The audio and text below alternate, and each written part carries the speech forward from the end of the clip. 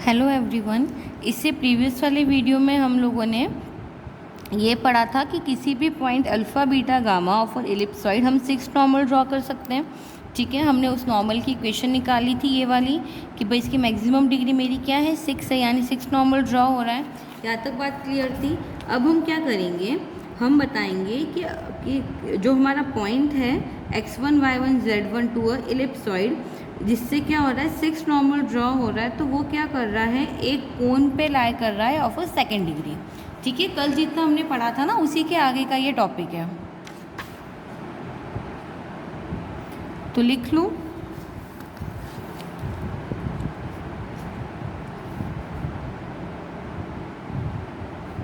कोन through 6 normal, ये तो हमें पता चल ही गया है कि 6 नॉर्मल हो जाते हैं हमारे किसी भी पॉइंट एलिप्सॉइड से। ये तो अभी अभी हमने प्रूव किया है। ठीक है, इसी का फर्दर पार्ट है यार, that to show that the 6 normal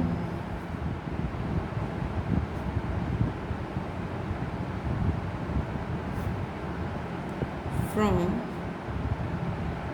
x1 y1 z1 to the ellipsoid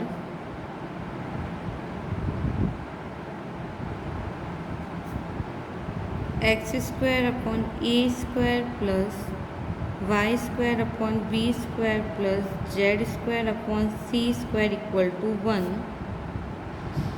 lie on a cone of the second degree।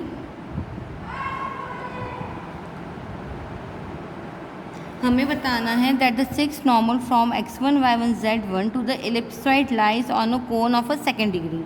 ठीक है, यानी कि जो हमारा दीर्घवृत्त है उससे किसी बिंदु x1 y1 z1 से खींची गई जो अभिलंब है वो एक शंकु पर स्थित होगी।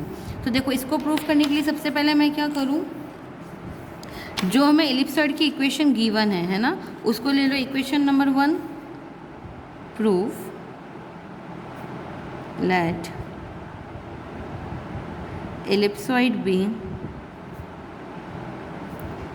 x square upon a square plus y square upon b square plus z square upon c square equal to 1। इसको ले लो इक्वेशन नंबर 1। अब हमने क्या माना कि इक्वेशन नंबर 1 के किसी पॉइंट अल्फ़ा बीटा गामा पर हम क्या कर रहे हैं, एक नॉर्मल ड्रॉ कर रहे हैं to the point x1 y1 z1, यानी किसी भी पॉइंट हमने इस पर मान लिया अल्फ़ा बीटा गामा, उससे एक नॉर्मल ड्रॉ कर रहे हैं जो क्या होगा, मेरा जो पॉइंट है x1 y1 z1 उससे गुजर रहा होगा, उससे पास हो रहा होगा। तो लिख लो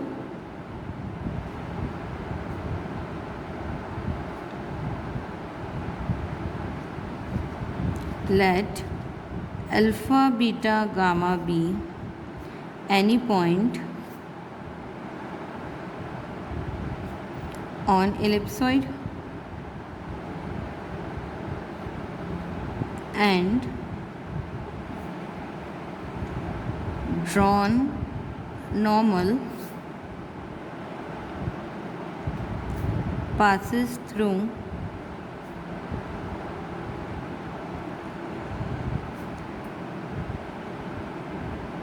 x1 y1 and z1। तो देखो मेरे पास क्या हो जाएगा इक्वेशन, ये हम कैसे निकालेंगे, देखो लिख लो साइड में कहीं पे कि क्या है, जो हमारा एलिप्सॉइड है उस पर कोई पॉइंट है अल्फ़ा बीटा गामा। ठीक है, तो हमारी इक्वेशन ऑफ नॉर्मल क्या हो जाएगी, इक्वेशन ऑफ नॉर्मल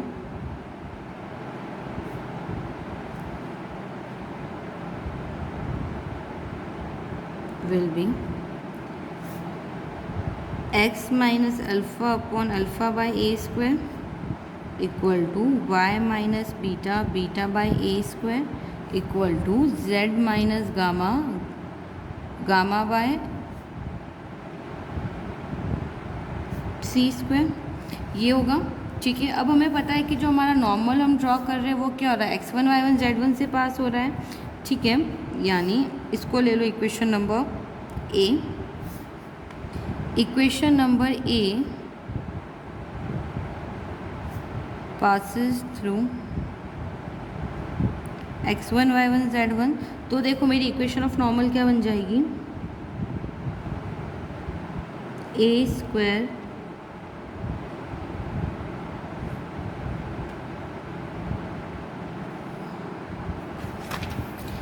स्क्वायर और ये हो जाएगा मेरा x1 minus alpha upon alpha, sorry alpha. A square ऊपर चला जाएगा, x की जगह पे x1 आ जाएगा, है ना। सिमिलरली देखो बी स्क्वायर तो ऊपर चला जाएगा तुम्हारा, ये हो गया B square upon beta, y की जगह पे y1 minus beta equal to gamma, c square ऊपर चला जाएगा तो z1 minus gamma equal to हमने मान लिया r। तो यहाँ से देखो हम क्या कर सकते हैं, इधर से हम लोग अल्फ़ा बीटा गामा की वैल्यूज़ निकाल सकते हैं, कंपेयर कर लो। तो देखो फर्स्ट फोर्थ को एक बार कंपेयर करके दिखा देती हूँ मैं, बाकी तो हम सिमिलरली करके भी लिख लेंगे। तो ये हो जाएगा मेरा A square x1 minus alpha upon alpha equal to r। तो ये तुम्हारा हो जाएगा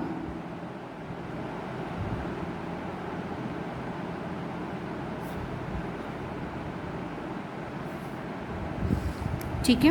अब मैं क्या करूँ, मुझे अल्फ़ा की वैल्यू चाहिए तो इसको उधर ट्रांसफ़र करा दूँ। तो ये हो जाएगा ए स्क्वायर अल्फ़ा, यानी A square x1 equal to alpha common ले लो तो ये हो जाएगा r प्लस ए स्क्वायर, यानी अल्फ़ा की वैल्यू मेरे पास क्या आ जाएगी, A square x1 upon r plus A square.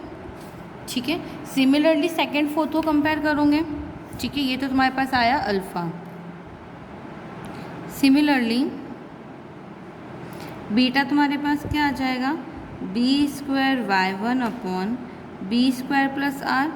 Same इसी तरीके से करोगे, मैंने फर्स्ट और फोर्थ को कंपेयर किया है, अब क्या करोगे सेकंड और फोर्थ को कंपेयर करोगे तो बी आ जाएगा। वैसे ही इसको और इसको कंपेयर करेंगे तो मेरे पास क्या आ जाएगा, गामा आ जाएगा। तो गामा की वैल्यू तुम्हारे पास क्या आ गई, C square z1 upon C square plus R. इसको ले लो कलेक्टिवली इक्वेशन नंबर 2। क्लियर है यहाँ तक। ये इतना करने की ज़रूरत नहीं है, अगर कर भी दोगे तो कोई दिक्कत नहीं है। मैंने डिटेल में इसलिए किया है ताकि तुम्हें समझ में आ जाए कि ये वाले जो टर्म्स है तुम्हारे वो कहाँ से आए हैं। क्लियर है यहाँ तक। अब हम क्या करें, जो हमारा इक्वेशन नंबर 1 था उसमें हम क्या करें, x1 y1 z1 से एक नॉर्मल ड्रॉ कर ले, उसका इक्वेशन लिख लें। यानी ये जो मेरा एलिप्सॉइड था इससे मैंने क्या किया है, इस पे x1 y1 z1 से मैंने एक नॉर्मल ड्रॉ किया। तो देखो उसका समीकरण मेरे पास क्या हो जाएगा,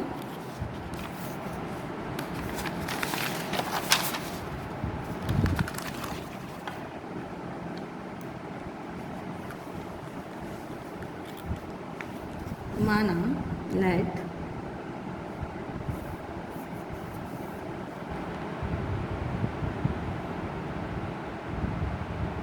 on equation number 1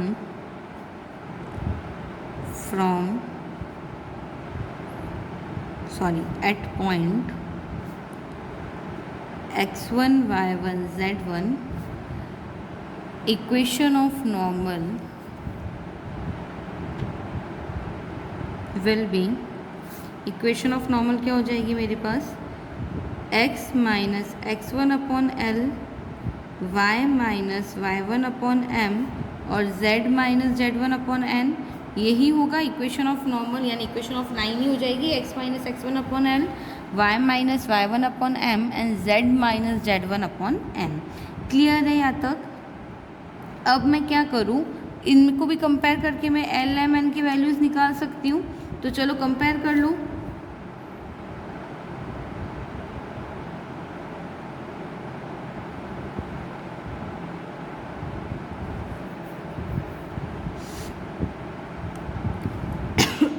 सॉरी। तो जो मेरा l है उसकी वैल्यू मेरे पास क्या हो जाती है, p alpha upon A square. ठीक है, ये इसकी वैल्यू होती है l की p alpha upon A square. अब देखो जो हमने इक्वेशन नंबर सेकंड सॉल्व किया था उससे मैंने क्या किया था, अल्फ़ा बीटा गामा की वैल्यूज़ निकाली थी। ठीक है, तो जो अल्फ़ा की वैल्यू जो मैंने निकाली थी इक्वेशन नंबर सेकंड से, उस वैल्यू को इसमें पुटअप कर दो। तो ये मेरा हो जाएगा p upon A square A square X one upon A square plus are.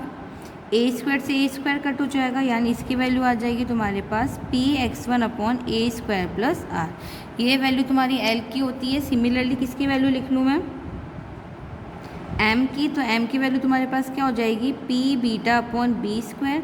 इसमें भी वैल्यूज़ रख लो तो ये हो जाएगा पी बाई बी स्क्वायर, और बीटा की वैल्यू हमने क्या निकाली थी, B square Y one upon B square plus R. Similarly इसकी वैल्यू भी क्या आ जाएगी, P Y one upon B square plus R. ऐसे ही हम क्या करेंगे, एन की निकालेंगे, तो एन की वैल्यू मेरे पास क्या हो जाएगी, P gamma upon C square. Values रख ले गामा की जो हमने निकाली थी, तो ये हो जाएगा मेरा C square Z one upon C square plus R. That means P Z one upon C square plus are.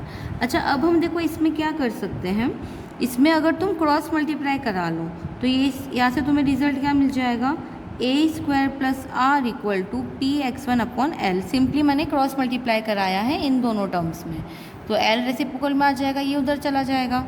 इधर से करूँगी तो B square plus R equal to P Y one upon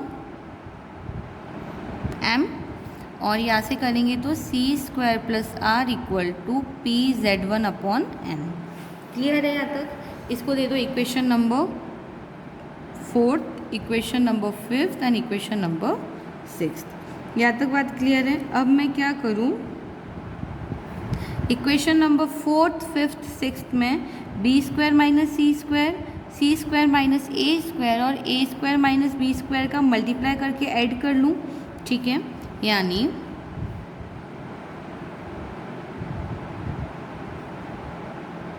multiply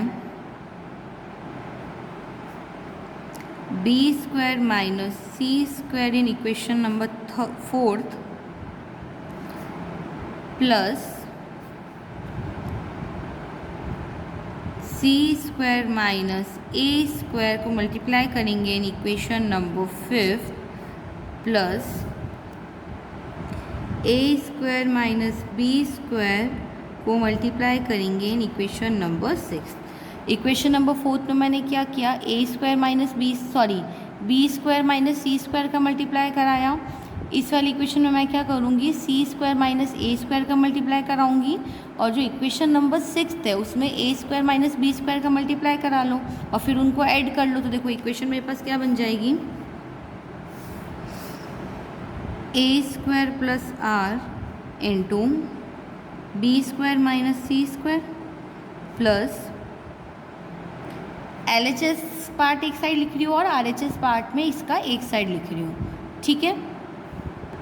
तो देखो ये हो गया B square plus R multiply by C square minus A square plus C square plus R multiply by A square minus B square equal to RHS में करते जाओ तो ये हो जाएगा P X one upon L B square minus C square plus P Y one upon M C square minus A square plus P Z one upon N A square minus B square. LHS RHS में मैंने करा दिया multiply. अब देखो क्या करें हम, LHS लेके चलें, अच्छा दोनों को साथ में लेके चलते। देखो ये मेरा क्या हो जाएगा, A square B square minus A square C square plus R B square minus R C square. दोनों ब्रैकेट का मैंने मल्टीप्लाई कराया। देखो A square into B square, A square B square हो गया minus A square C square plus R B square plus minus minus R C square. इन दोनों bracket को मल्टीप्लाई कराऊँ मैं तो ये मेरा हो जाएगा B square C square minus B square A square, ठीक है, plus R C square minus R A square. इस ब्रैकेट को मल्टीप्लाई करा लो तो ये हो जाएगा C square A square minus C square B square plus R A square minus R B square equal to, ये तो जो मेरा टर्म चल रहा है RHS में वो मैं एज इट इज़ लेके चल रही हूँ, ठीक है। तो ये हो जाएगा B square minus C square plus P Y one by M C square minus A square plus P Z one upon N A square minus B square. अब देखो इसमें जो कॉमन टर्म है हम उसको कैंसिल करते हैं, ठीक है। तो ये मेरा हो जाएगा देखो A square B square cancel हो गया आपस में। Then negative A square C square positive A square C square, ये टर्म भी कैंसिल। अच्छा ये देखो positive B square C square negative B square C square, ये टर्म भी कैंसिल हो गया। R B square minus R B square minus R C square and plus R C square minus R A square plus A square, यानी ये जो पूरा मेरा LHS वाला टर्म है वो मेरा क्या हो जाएगा 0, यानी 0 equal to P x1 upon L B square minus C square. ठीक है,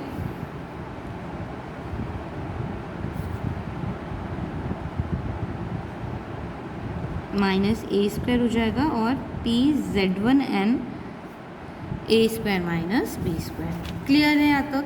अब मैं क्या करूँ, इन तीनों में से p कॉमन निकाल लूँ। ठीक है, और उसको इधर भेज दूँगी तो वो क्या हो जाएगा 0, यानी मेरे पास इक्वेशन क्या बनेगी x1 upon L B square minus C square plus y1 upon M C square minus A square plus z1 upon N A square minus B square equal to 0। P common लेके उधर भेजोगे तो वो term तुम्हारा वैसे ही क्या हो जाएगा 0। क्लियर है यहाँ तक? अब हम क्या करें, इसको दे लो इक्वेशन नंबर 7। अब इस इक्वेशन नंबर 7 हमारा क्या हो रहा है, एक लाइन को रिप्रेजेंट कर रहा है। ठीक है, जिसकी मेरी जनरेटिंग लाइन क्या हो जाएगी, देखो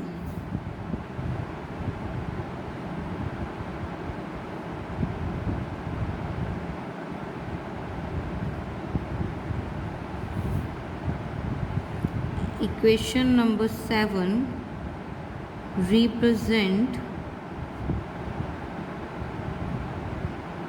as generating line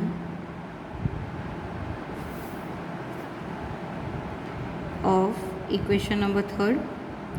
equation number 3rd थी मेरी x minus x1 upon L y minus y1 upon M और z minus z1 upon N, इसी का जनरेटिंग लाइन ही तो होगा ये।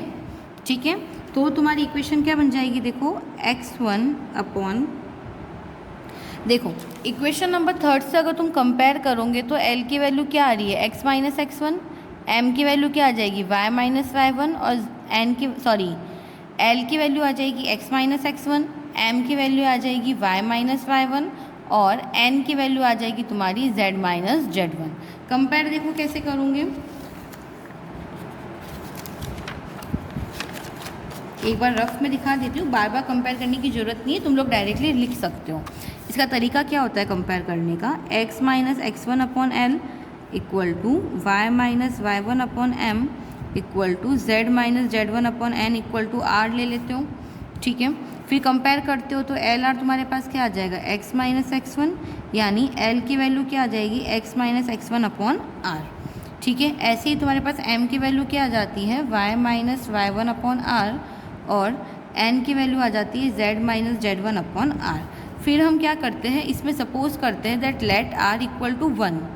ठीक है, यूनिट डिस्टेंस पे लेंगे तो तुम्हारी l की वैल्यू आ जाती है x minus x1, m equal to आ जाता है y माइनस y1 और n इक्वल टू आ जाता है z माइनस z1। यानी अब जो ये हमारी इक्वेशन नंबर 7 थी ना जनरेटिंग लाइन, इसमें lmn की वैल्यू मुझे मिल गई। तो lmn की वैल्यू मेरे पास क्या है x minus x1 y minus y1 और z माइनस z1, तो ये वैल्यू मैं रख सकती हूँ इक्वेशन नंबर 7 में।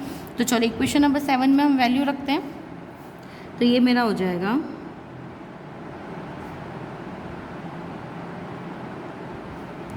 m की जगह पे हम क्या रखेंगे y माइनस y1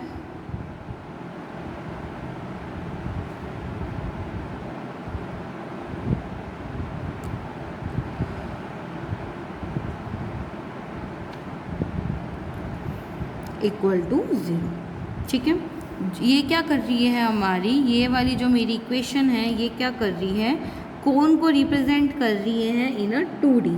ठीक है, विच रिप्रेजेंट